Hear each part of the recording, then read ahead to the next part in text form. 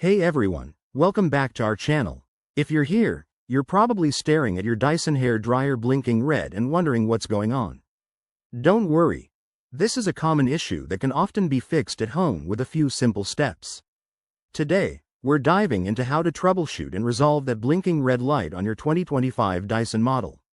Let's get started. First off, the blinking red light on your Dyson hair dryer usually signals something like overheating, a low battery, or a connection problem. It's Dyson's way of telling you to pause and check things out. Before you panic, make sure your device is turned off and unplugged to avoid any risks. Step 1. Check the power source.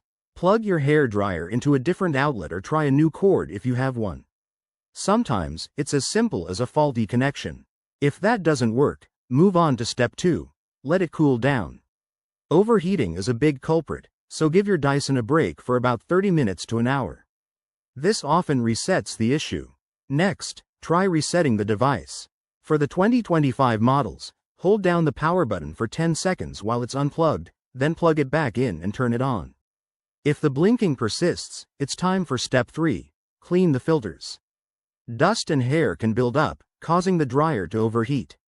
Use a soft brush or a damp cloth to gently clean the air intake and filters as per the user manual.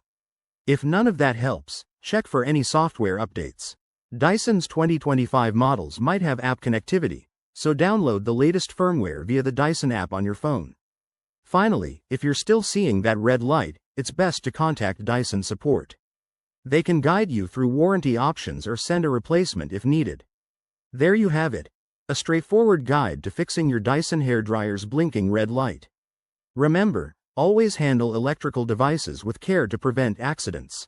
If you found this helpful, give this video a thumbs up, subscribe for more tech tips, and drop your questions in the comments below.